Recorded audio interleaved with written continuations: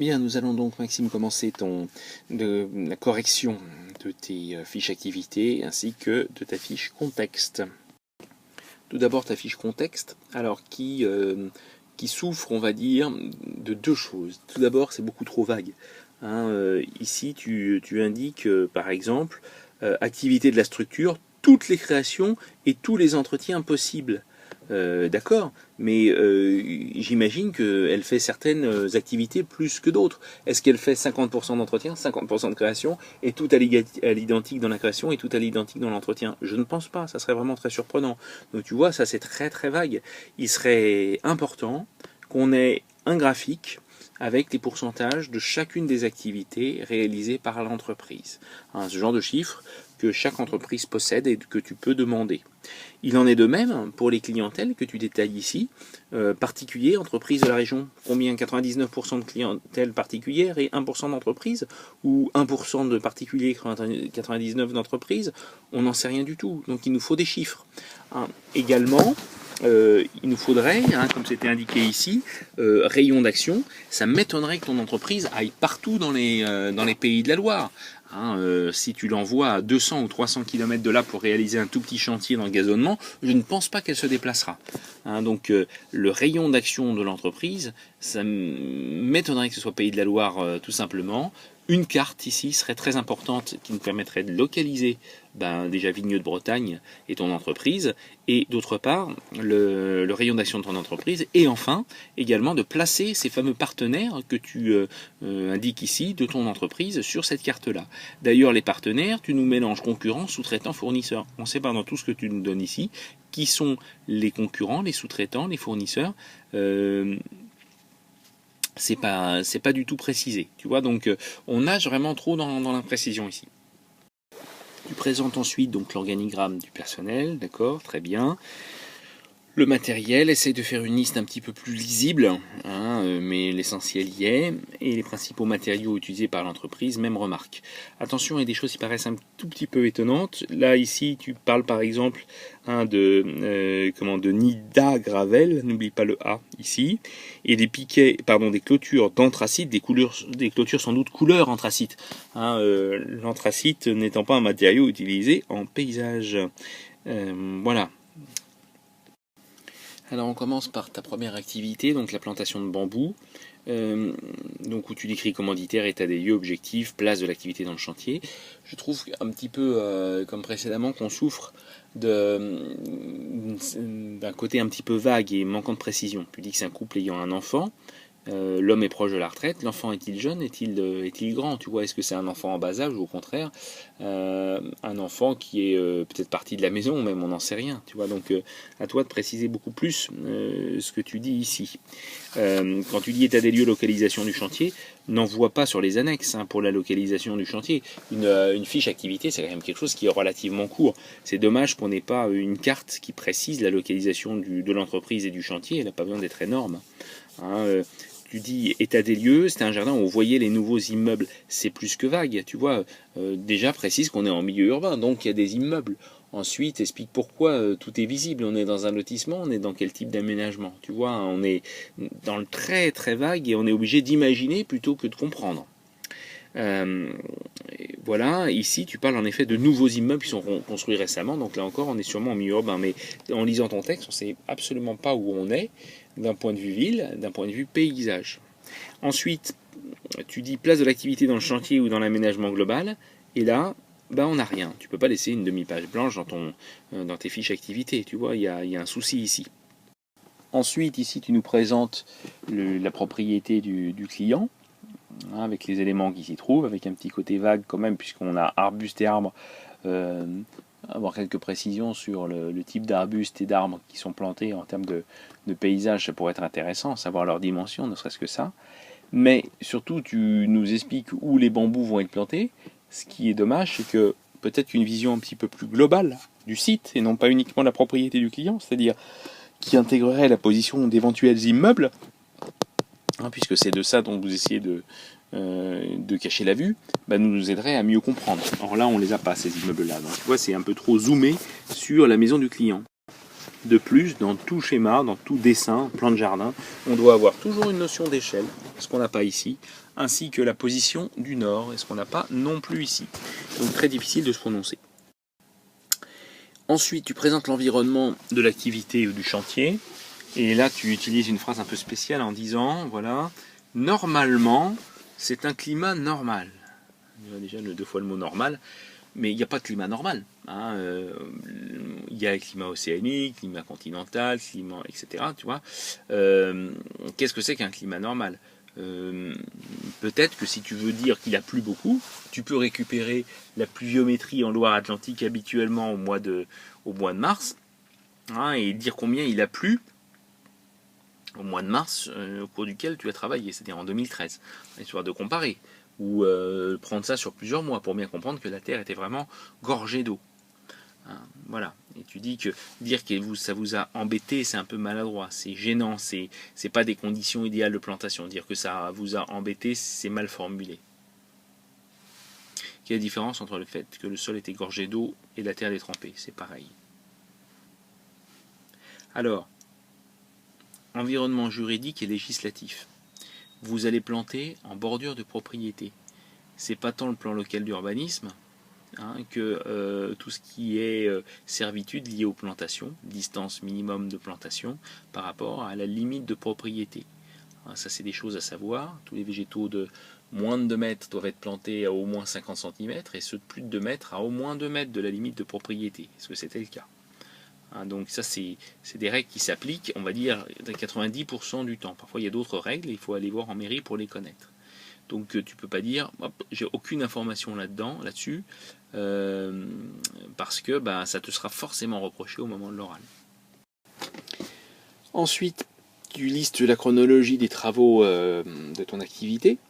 Quelques éléments qui me paraissent manquer, en particulier la notion de positionnement de tes trous de plantation, donc piquetage, traçage, alignement de tes végétaux également. On ne parle pas de pose, mais de plantation de bambou, c'est pas un piquet qu'on plante.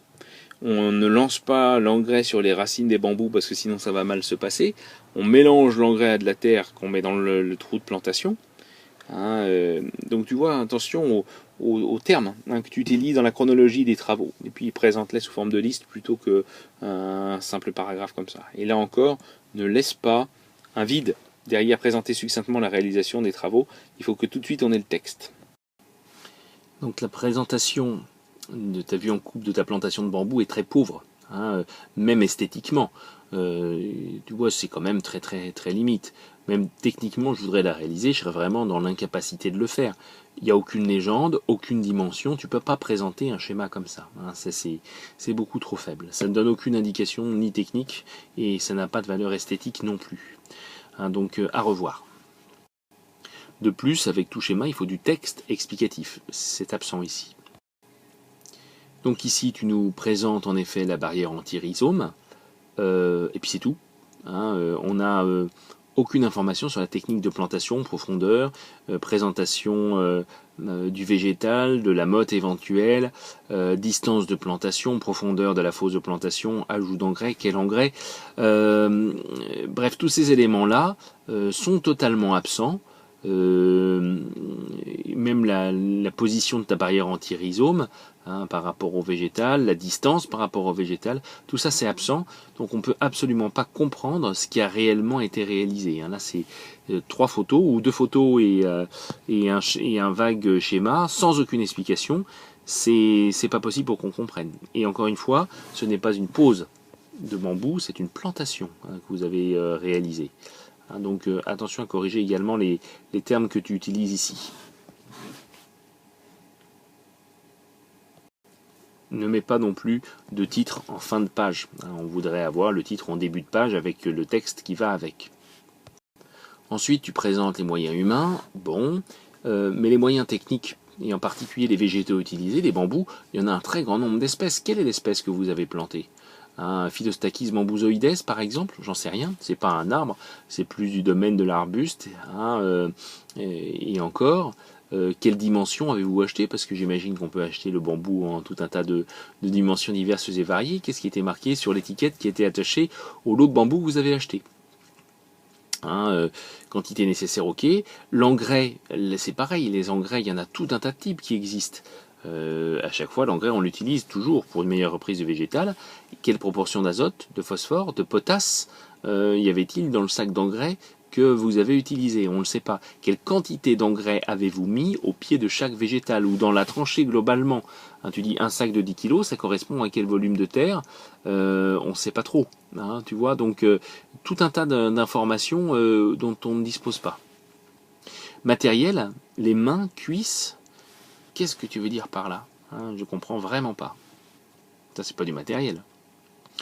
En plus, il suffit, c'est lister le matériel, c'est une chose, mais dire à quoi il a été utilisé, c'est beaucoup plus intéressant et beaucoup plus riche que ce que tu nous présentes là. Là, ça suffit pas. Idem, tu nous parles de casque, plots, panneaux de chantier pour délimiter sur la route. Vous étiez sur la route, à aucun moment tu l'as dit. Comment on fait pour savoir et pour comprendre? C'est vraiment beaucoup trop court. Donc là, on ne peut pas comprendre encore une fois. Enfin, tu fais un bilan de ton activité et en particulier, tu dis le temps n'était pas le point fort, mais le mur de végétaux qu'elle demandait, oui. Qu'est-ce que tu veux dire par là? Je comprends pas, même en termes de français, je vois pas quel est le sens de cette phrase. Voilà.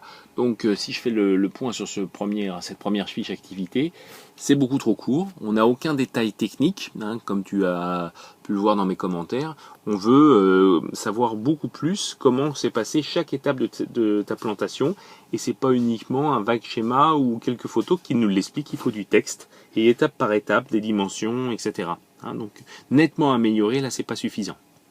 Il nous faudrait donc savoir à quoi correspond la lettre A et la lettre B. Très vraisemblablement, la lettre A, c'est la situation de l'entreprise, la lettre B, la situation du chantier. Et d'autre part, avoir l'échelle de cette carte, ce qu'on n'a pas. On ne sait pas si ça fait 100 km entre les deux points ou 10 km. Pour quelqu'un qui ne connaît pas trop la région, c'est très difficile de le savoir.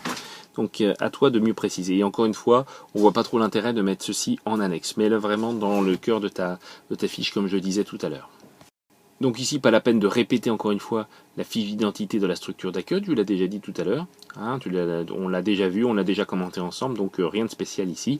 Ça, tu peux le supprimer, on la met une seule fois pour l'ensemble du dossier, ou s'il y a plusieurs structures d'accueil, tu mets une fiche pour chaque structure d'accueil. On passe à présent à ta deuxième activité, qui est le désherbage. Et tu parles du commanditaire, tu dis c'est un particulier, point d'interrogation. Non, il n'y a pas de point d'interrogation ici, c'est un particulier. Cette femme est en retraite, elle est donc seule, j'imagine. État des lieux, idem, tu ne mets pas en annexe, tu mets directement ici pour qu'on puisse comprendre où se situe donc Jontier et tu expliques temps de déplacement, etc. Là, c'est pas la peine de remettre à plus loin dans le rapport ce qui peut être expliqué ici. Alors, ok pour la photo, malheureusement c'est juste un petit peu court. C'est-à-dire que plutôt que de mettre une simple photo qui ne me permet pas de comprendre réellement sur la propriété du client où se situent les mauvaises herbes, pourquoi pas faire un plan de masse de cette propriété du client et de montrer les zones qui étaient à désherber. Peut-être que c'était l'ensemble d'ailleurs. Et l'objectif de ce désherbage, tu le dis d'ailleurs, c'est de mettre à nouveau à jour tout ce qui était massif de jonquilles. Donc mieux délimiter les zones à désherber et mieux expliquer les raisons. D'accord ? Donc, ce qui serait aussi intéressant, c'est de savoir quelles mauvaises herbes étaient sur place. As-tu posé la question à ton maître de stage? L'objectif également de ce désherbage, c'est un peu plus que de retrouver un jardin plus esthétique. C'est surtout dégager les massifs, faire apparaître les massifs de fleurs tels qu'ils étaient prévus dans l'aménagement du jardin, permettre une bonne croissance des végétaux, en particulier pour éviter qu'il y ait une concurrence vis-à-vis de l'eau, vis-à-vis de la lumière entre les végétaux des massifs et ces mauvaises herbes. Bref, quels sont tous les défauts liés à la présence de mauvaises herbes. Même remarque que tout à l'heure, le 1.4, si tu dis rien ici, il faut le mettre à la page suivante. Donc ça c'est très bien, c'est exactement ce qu'on attend, c'est-à-dire les zones à désherber, et en complément, plutôt comme je disais tout à l'heure, mais c'est le même travail, plutôt que d'avoir comme ici marqué arbre et arbuste qui reste plus que vague, dit vraiment de quoi il s'agissait comme arbre et comme arbuste. Je pense qu'il ne devait pas y avoir 36 000 espèces, donc à toi de le préciser. Et également ce qui manque comme tout à l'heure, c'est une échelle et le nord. Alors, même remarque que tout à l'heure, il n'y a pas de climat normal, il faut le décrire ce climat-là. presque pas de vent. Pourquoi et qu'est-ce que tu veux dire par là? En quoi cela concerne l'activité que tu as effectuée? C'est une bonne terre, oui, on le voit, ça fait pousser les mauvaises herbes. Il y a des végétaux existants, mais tu ne cites aucune espèce, ce qui est quand même dommage quand on est en paysage. Ça revient à la remarque que je t'ai faite tout à l'heure sur le plan de ta propriété. Là encore, l'environnement juridique et législatif, c'est pas uniquement le PLU, mais ici, le fait de désherber ne met pas en jeu, n'implique pas ce fameux PLU, ni les servitudes concernant les plantations, etc. Ça n'a pas de justification d'en parler ici. Ici, sur la chronologie des travaux, ça reste relativement simple quand même la description que tu nous en fais. Il n'y a que arracher l'herbe et poser le paillage. Il y a peut-être d'autres choses, les approvisionnements, le stockage intermédiaire, l'utilisation des différents matériels, la délimitation des zones où vous avez paillé, que sais-je, l'élimination des déchets, en particulier tout ce qui est déchets verts. Donc tout ça, tu ne le cites pas. À mon avis, la chronologie des travaux que tu nous décris, elle est incomplète. Et de la même manière, ici, comme je te disais tout à l'heure, ne laisse pas de page blanche sur la réalisation des travaux. Il nous faut le texte d'ores et déjà. Et là, concernant un désherbage, la vue en coupe n'apporte rien du tout. Attention à ne pas faire des coupes techniques dans tous les cas, et sur toutes les activités. Le schéma et la vue telle que tu nous la présentes est c'est pas possible. Ça n'a rien à faire dans un rapport d'aménagement paysager.